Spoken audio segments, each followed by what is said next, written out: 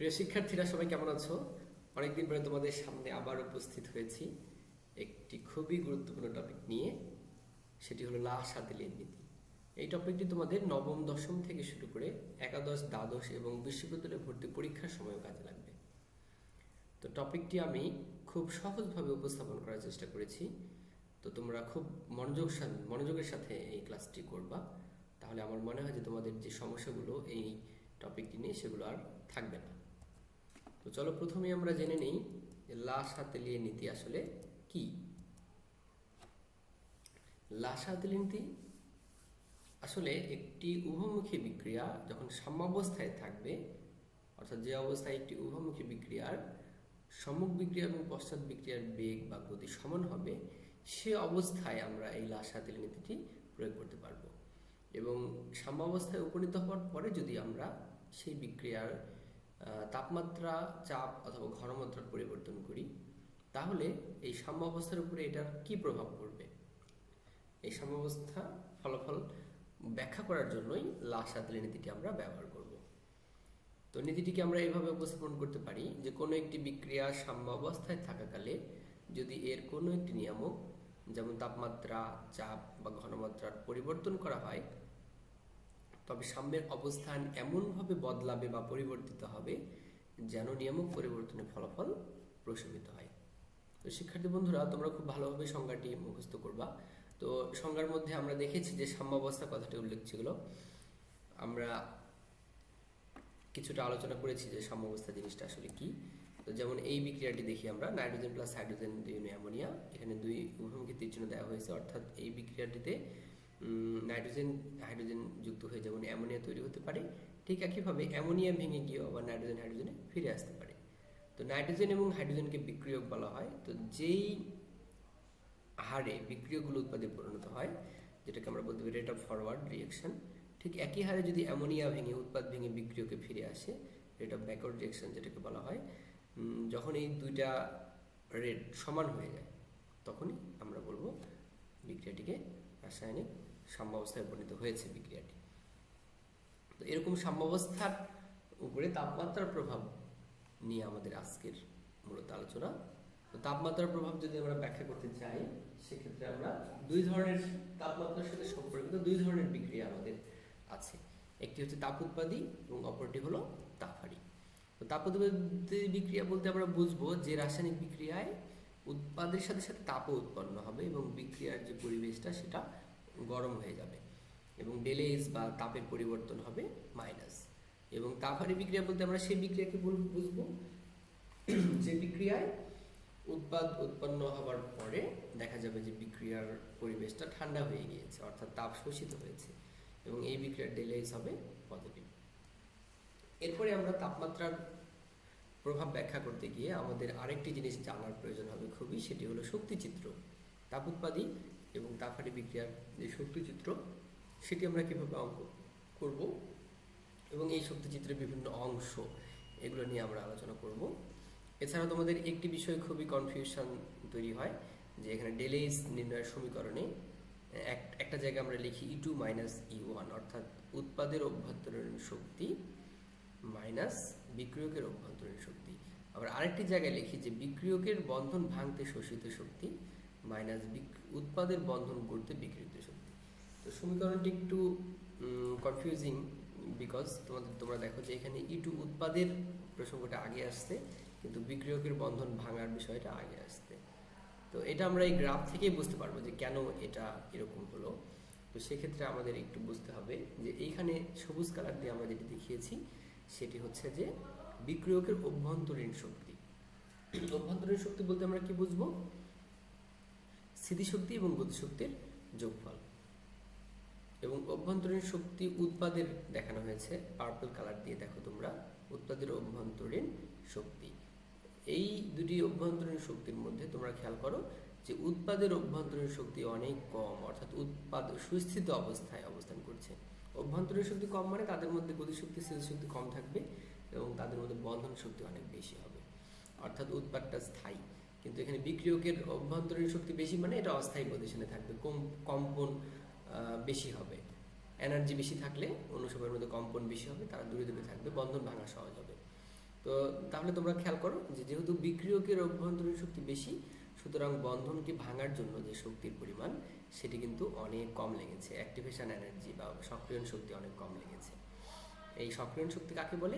একটি রাসায়নিক বিক্রিয়ায় বন্ধন ভাঙতে বা একটা বিক্রিয়া শুরু করতে ন্যূনতম যে পরিমাণ শক্তির প্রয়োজন হয় সেটাকে আমরা বলবো সক্রিয়ণ শক্তি।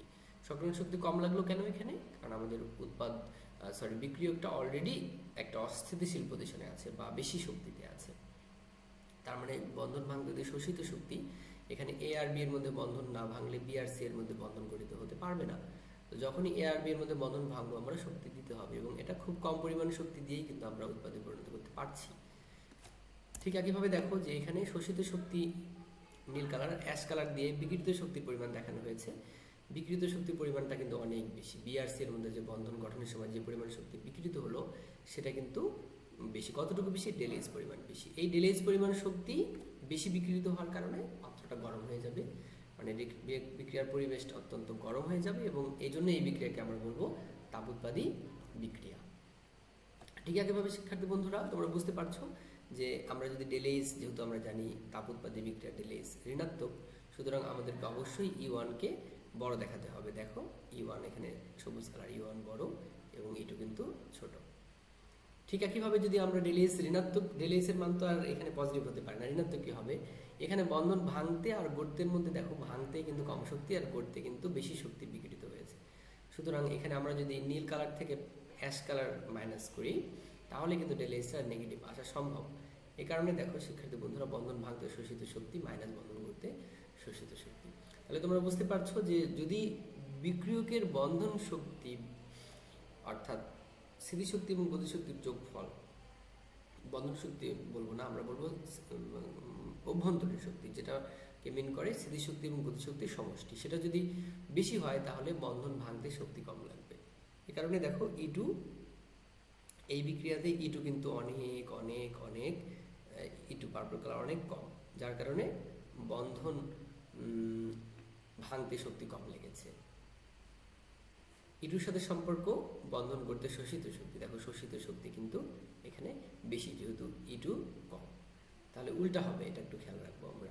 ঠিক একইভাবে আমরা এই পাশের বিক্রিয়াটা দেখো, এখানে কিন্তু বিক্রিয়ক এবং উৎপাদের অভ্যন্তরীণ শক্তির মধ্যে উৎপাদের অভ্যন্তরীণ শক্তি এখানে বেশি, পার্পল কালার, গ্রিন কালারের তুলনায় পার্পল কালার বেশি। সুতরাং দেখো বিক্রিয়াটা কিন্তু স্বতঃস্ফূর্তভাবে অংশগ্রহণ করবে না, বিক্রিয়াতে কিন্তু সামনের দিকে অগ্রসর হতে চাইবে না, কারণ সুস্থিত অবস্থায় আছে আমাদের বিক্রিয়ক, গ্রিন কালার কম শক্তিতে আছে।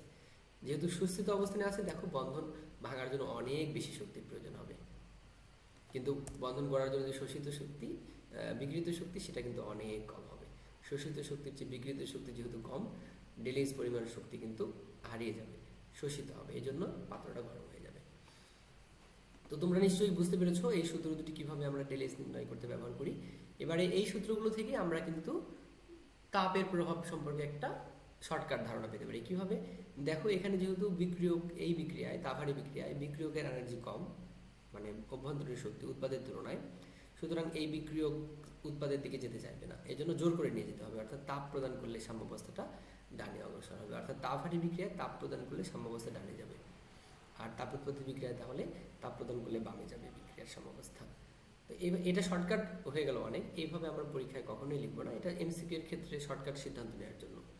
আর আমরা যখন সৃজনশীল কোশ্চেন হিসেবে উপস্থাপন করব তখন আমরা যেভাবে উপস্থাপন করতে পারি, প্রথমে আমরা দেখব বিক্রিয়াটির ডেলেজ, ধরে নিই বিক্রিয়াটির ডেলেজ মাইনাস, তার মানে বিক্রিয়াটির গ্রাফ হবে এটা। যেহেতু বিক্রিয়াটি তাপোৎপাদী বিক্রিয়া, অর্থাৎ ই1 থেকে ই2তে এই পরিমাণ ডেলেজ পরিমাণ তাপ বিকৃত হবে, শোষিতর তুলনায় বিকিরণ যেহেতু বেশি, সুতরাং পাত্রটি গরম হয়ে যাবে এবং এটি তাপোৎপাদী বিক্রিয়া হবে। তাহলে এখানে তোমরা বুঝতে পারছো যে এই বিক্রিয়ার সাম্যাবস্থা যত ডান দিকে অগ্রসর হবে তত কিন্তু তাপ উৎপন্ন হবে। কতটুকু তাপ? এই ডেলেজ পরিমাণ তাপ উৎপন্ন হবে। ঠিক একইভাবে যদি সাম্যাবস্থা বামে অগ্রসর হয়, নর্মালি যদি আমরা বামে অগ্রসর করি বিক্রিয়াটিকে, তাহলে তাপমাত্রা শোষিত হবে। যেহেতু ডানে গেলে তাপ উৎপাদী বিক্রিয়া, ডানে গেলে তাপ উৎপন্ন হবে, আর বামে গেলে তাপ শোষিত হবে। এখন তুমি এটা তো বুঝতে পারলা যে কেন এটা বিক্রিয়া থেকে বুঝতে পারলাম। এবার তাপমাত্রা বৃদ্ধি করলে কি হবে? তাপমাত্রা বৃদ্ধি করছো তুমি বাহির থেকে, সুতরাং এই বর্ধিত তাপকে প্রশমিত করতে তাপমাত্রা বিক্রিয়ার মাধ্যমে হ্রাস করাতে হবে। তাহলে কোন দিকে গেলে তাপমাত্রা হ্রাস পায়? এই যে দেখো তাপমাত্রা শোষিত হয় বাম দিকে গেলে, সুতরাং সাম্যাবস্থা বামে অগ্রসর হবে। বামে অগ্রসর হওয়ার ফলে কি উৎপন্ন হবে? নিশ্চয়ই তাপ উৎপন্ন হবে না, তাপ শোষিত হবে। এই শোষিত তাপ আমাদের বর্ধিত তাপকে প্রশমিত করবে। ঠিক একইভাবে তাপমাত্রা হ্রাস করলে কি হবে? তুমি বাহির থেকে তাপমাত্রা হ্রাস করেছো, সুতরাং বিক্রিয়ার মাধ্যমে তাপ বাড়াতে হবে। সুতরাং সাম্যাবস্থা দেখো কোন দিকে যাবে, তাপ উৎপন্ন হবে। সাম্যাবস্থা ডানে গেলে তাপ উৎপন্ন হবে, সুতরাং সাম্যাবস্থা ডানে অগ্রসর হবে। ডানে অগ্রসর হলে তাপ উৎপন্ন হবে। এই উৎপন্ন তাপ এই আমরা বাহির থেকে যে তাপমাত্রা হ্রাস করলাম সে তাপমাত্রা হ্রাসের ফলাফলকে প্রশমিত করবে। দেখো কত সহজ। এইভাবে আমরা তাপ উৎপাদী বিক্রিয়ার ক্ষেত্রে তাপের প্রভাবটা খুব সুন্দরভাবে পরীক্ষায় উপস্থাপন করতে পারি। এবার আমরা তাপহারী বিক্রিয়ার ক্ষেত্রে দেখি কি ঘটনাটি ঘটবে। তোমরা বুঝতে পারছো তাপহারী বিক্রিয়ায় E1 থেকে E2 শক্তি বেশি, অর্থাৎ E1 এই ডেলেজ পরিমাণ শক্তি তাপমাত্রা পরিবেশ থেকে শোষণ করার ফলে পাত্রটি ঠান্ডা হয়ে যাবে। অর্থাৎ সাম্যাবস্থা যত আমরা ডান দিকে অগ্রসর করব তত তাপ শোষিত হবে ডেলেজ পরিমাণ, এবং সাম্যাবস্থা যদি আমরা বাম দিকে অগ্রসর করি তাহলে তাপ উৎপন্ন হবে ডেলেজ পরিমাণ। তাহলে তাপমাত্রা বৃদ্ধি করলে কি ঘটনা ঘটবে? সাম্যাবস্থা কোন দিকে অগ্রসর হবে? তো তোমরা বুঝতে পারছো তাপমাত্রা বৃদ্ধি করলাম আমরা বাহির থেকে, তাহলে কোন দিকে গেলে তাপমাত্রা হ্রাস পাবে? সেই দিকেই যাবে বর্ধিত তাপমাত্রাকে প্রশমিত করার জন্য। তাহলে আমরা দেখতে পাচ্ছি যে তাপহারী বিক্রিয়ার সাম্যাবস্থা ডান দিকে অগ্রসর হলেই কিন্তু তাপ শোষিত হয়। সুতরাং দেখো তাপমাত্রা বৃদ্ধিতে আমরা সাম্যাবস্থাকে ডান দিকে অগ্রসর হবে, আমাদের সাম্যাবস্থা বিক্রিয়ার ডান দিকে অগ্রসর হওয়ার ফলে তাপমাত্রা শোষিত হবে। এই শোষিত তাপ এই বর্ধিত তাপকে প্রশমিত করবে। ঠিক একইভাবে তাপমাত্রা হ্রাসে কি ঘটনা ঘটবে? তাপমাত্রা হ্রাস করলা বাহির থেকে, তাহলে বিক্রিয়ার মাধ্যমে তাপমাত্রা বৃদ্ধি করতে হবে। তো কোন দিকে গেলে তাপমাত্রা বৃদ্ধি পায়? বাম দিকে গেলে। সুতরাং সাম্যাবস্থা বামে অগ্রসর হবে, ফলে তাপ উৎপন্ন হবে। এই উৎপন্ন তাপ আমাদের হ্রাসকৃত তাপমাত্রার ফলাফলকে প্রশমিত করবে। শিক্ষার্থী বন্ধুরা, তোমরা খুব সুন্দরভাবে যখনই তাপের প্রভাব আসবে এভাবে তোমরা উপস্থাপন করতে পারো। তবে এই উপস্থাপনাটা এসএসসি লেভেলের জন্য খুবই খুবই উপযোগী।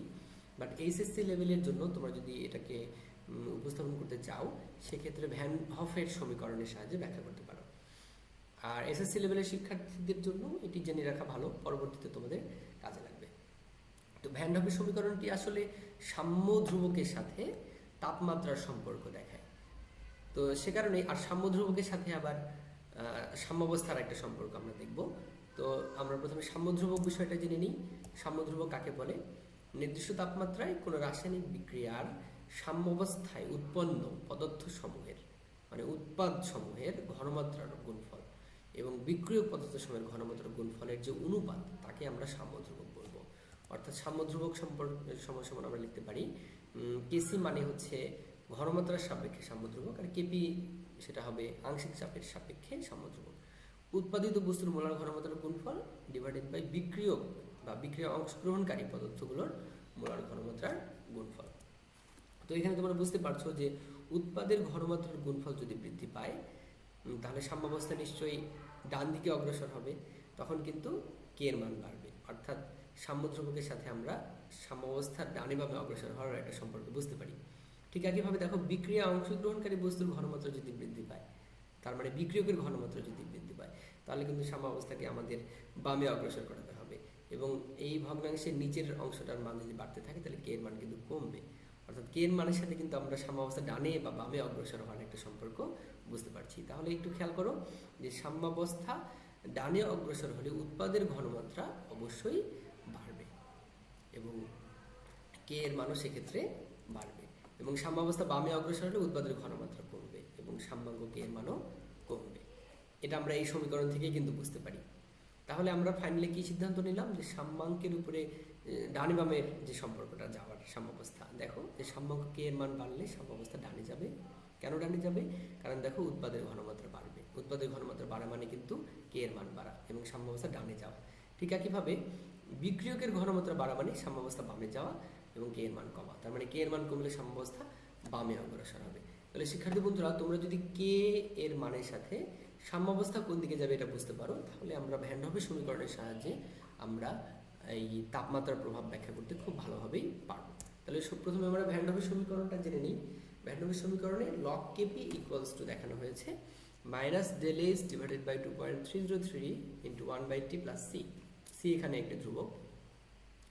এই সমীকরণটা অনেকটা মূল বিন্দুকে সি অক্ষে বা পজিটিভ অক্ষে সেট করে সরলরেখার সমীকরণ। তাহলে এখানে আমরা সমীকরণটাকে এভাবে দেখাতে পারি y = mx + c। তো এখানে ঢাল m যদি প্লাস হয় তাহলে মূল অক্ষকে ছেদ বিন্দু যেটা c প্লাস অলওয়েজ দুই ক্ষেত্রেই এটা একটু উপরে উঠবে, মূল বিন্দু 0 থেকে একটু উপরে উঠে যাবে, প্লাস c অংশটুকু এটা এখানে দেখানো হয়েছে, এবং ঢাল পজিটিভ হলে উপরে যাবে, ঢাল c প্লাস, ঢাল মাইনাস হলে নিচের দিকে আসবে। তো সূত্রে কিন্তু মাইনাসই আছে, কিন্তু আমরা জানি যে তাপোৎপাদী বিক্রিয়ার ক্ষেত্রে ডেল এইচ এর মান অবশ্যই মাইনাস হবে। সেক্ষেত্রে যদি মাইনাস সমীকরণে বসিয়ে দিই ডেল এইচ এর মান, তাহলে মাইনাস হচ্ছে প্লাস হয়ে যায়, তখন মূল বিন্দুটা উপরে, এই সরলরেখাটা উপরের দিকে যায়। আবার আমরা যদি তাপহারী বিক্রিয়ার ক্ষেত্রে কনসিডার করি ডেল এইচ এর মান পজিটিভ, পজিটিভ নেগেটিভ নেগেটিভ, সুতরাং ঢাল নেগেটিভ হলে আমরা জানি এটা নিচের দিকে আসে সমীকরণ, এই রেখা সরলরেখাটা, এটা আমরা ম্যাথের সমীকরণ থেকে শিখেছি। তো ওয়াই অক্ষে আমরা লগ কেপি বসিয়েছি আর এক্স অক্ষে বসিয়েছি 1/t, এই জন্য ঢাল এম হয়ে গেছে ঢাল মাইনাস ডেল ইজ বাই 2.303 আর, এবং সি তো ধ্রুবক আমরা জানি। এই ধ্রুবকটা দেখানো হয়েছে এই যে এই অংশটুকু মূলবিন্দু থেকে কতটুকু উপরে গেল সেটাই সি, এখানেও সেটা দেখানো হচ্ছে সি। আর ঢাল মাইনাসের কারণে নিচে, ঢাল প্লাস হলে উপরে যায়, আমরা এটা জানি। তো এই গ্রাফ থেকে আমরা কিভাবে সাম্য ধ্রুবকের উপর তাপমাত্রার প্রভাব অথবা সাম্যাবস্থা কোন দিকে অগ্রসর হবে বুঝতে পারি। একটু খেয়াল করো শিক্ষার্থী বন্ধুরা, আমরা এই সমীকরণ থেকে কি দেখতে পাচ্ছি যে 1/t বৃদ্ধির সাথে সাথে লগ কেপির মান বাড়ছে। তো আমরা কি জানি, একটু আগে কি শিখেছি যে কে এর মান যত বাড়বে, কে বা কেপি যেটাই বলো না কেন বাড়বে, সাম্যাবস্থা ডানে অগ্রসর হবে। অর্থাৎ আমরা যদি তাপমাত্রা 1/t ইনভার্স, তাপমাত্রা ইনভার্স বা 1/t বাড়াই, তাহলে কিন্তু লগ কেপির মান বাড়বে। তার মানে তাপমাত্রা বাড়ালে কিন্তু লগ কেপির মান কমবে, মানে সাম্যাবস্থা বামে অগ্রসর হবে। তাহলে এটাই এখানে লেখা আছে, দেখো 1/t মান বৃদ্ধির সাথে সাথে লগ কেপির মান বাড়ছে।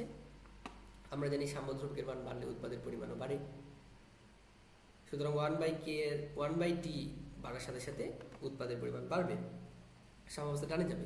কিন্তু টি এর মানের সাথে তাহলে উল্টা রিলেশন হবে নিশ্চয়ই, তাই টি এর মান বাড়লে লগ কেপির মান কমবে, আর আমরা যদি লগ কেপির মান কমলে উৎপাদের পরিমাণও কমবে, অর্থাৎ সাম্যাবস্থা বামে অগ্রসর হবে। তাহলে আমরা তাপোৎপাদী বিক্রিয়ার ক্ষেত্রে আমরা যদি তাপমাত্রা বাড়াই, সাম্যাবস্থা যে বামে অগ্রসর হয় সেটা কিন্তু আমরা বুঝতে পারলাম ভ্যান হফের সমীকরণের সাহায্যে।